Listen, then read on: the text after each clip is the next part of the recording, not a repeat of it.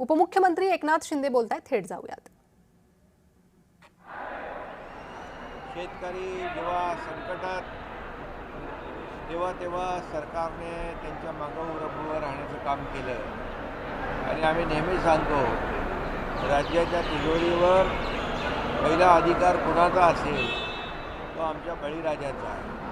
आणि त्यामुळे काल अंतिम आठवडा प्रस्तावाच्या उत्तरामध्ये मुख्यमंत्री महोदयांनी ज्या कर्जमाफीमधल्या ज्या अटी होत्या त्या अटी काढून टाकल्या, कमी केल्या, 50,000ची अट देखील काढून टाकली।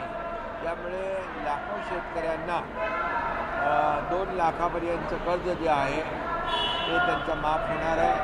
हा मोठा दिलासा आपल्या बळीराजाला शेतकऱ्यांना महायुतीने आमच्या सरकारने दिलेला आहे। शरद पवारांनी सुद्धा या कर्जमाफीचं कौतुक केलेलं आहे, याचा अर्थ काय काढायचा नेमका? शरद पवार साहेब हे ज्येष्ठ नेते आहेत, चांगल्याला चांगलं म्हणण्याची त्यांची वृत्ती आहे आणि अनेक वेळा त्यांनी ते दाखवून दिलेलं आहे। परंतु काही लोक जे आहेत, सरकारने किती चांगलं काम केलं तरीसुद्धा त्याला सरकारवर आरोप करण्याचं, टीका करण्याचं, जे काही खोटं बोला पण रेटून बोला अशा प्रकारची वृत्ती काही विरोधी पक्षातल्या लोकांची आहे। त्यांना हा खऱ्या अर्थाने एक शरद पवार साहेबांनी दिलेलं उत्तर आहे। उद्धव ठाकरे पुढच्या शनिवारी नागपूरला येऊन रामरक्षा पठण करणार आहेत असं ट्विट संजय राऊतांनी केलेलं आहे। मुख्यमंत्र्यांच्या शहरात येऊन आता ते या सगळ्या बाबतीत आंदोलन करणार। खरं म्हणजे त्यांना आता जनतेने केली शिक्षा तेव्हा त्यांना आठवली रामरक्षा। देवेंद्र फडणवीस दिल्लीला आणि मी सांगतो की हे उशिरा सुचलेलं शहाणपण आहे आणि त्यांना कळलं आहे कि जो राम का नहीं वो किसी काम का नहीं। आणि हिंदुत्व हे काही आपण जसं टी शर्ट बदलतो तसं हिंदुत्व बदलता येत नाही, ते मनातून असावं लागतं। बाळासाहेबांचे विचार जेव्हा त्यांनी सोडले तेव्हाच त्यांचं राम रक्षा असू द्या, अयोध्या मंदिरावर अनेक वेळा टीका करणाऱ्यांनी आता रामरक्षा म्हणणं एक मोठा विनोद आहे।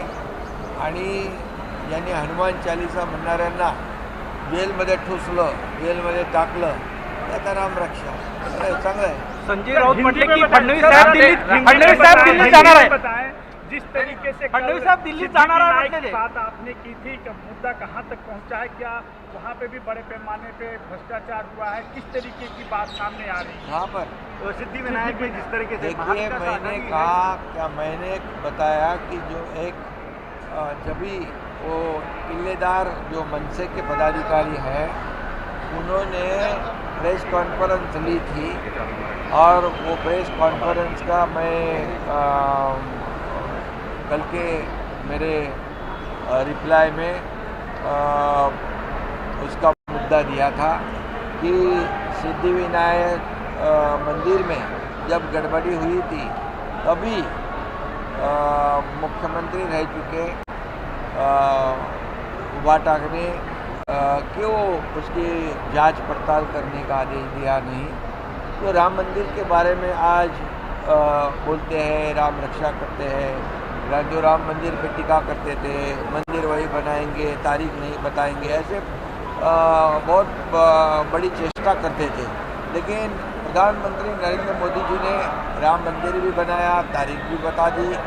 अभी वहाँ पर जो है मैंने उसका दाखला दिया था कि एक प्रेस कॉन्फ्रेंस जो ली थी किलेदार जो मनसे की अभी उनके समिति पक्ष में है, तो इसकी भी जांच उस वक्त कराने का आदेश होना चाहिए था, लेकिन वो नहीं हुआ। इसका ये मुद्दा मैंने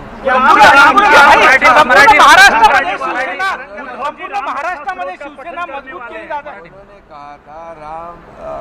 उन्होंने कहा था किल्लेदार जी ने, मनसे के लीडर ने, कि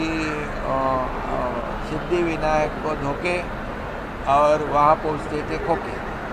अब ये मेरा नहीं है बोलना, मैंने नहीं बोला है, ये उन्होंने प्रेस कॉन्फ्रेंस किया था, उसका दाखिला मैंने दिया है। अभी राम रक्षा तो मैंने बता दिया कि ये तमाम करोड़ों राम भक्तों की एक आस्था का विषय है, श्रद्धा का विषय है।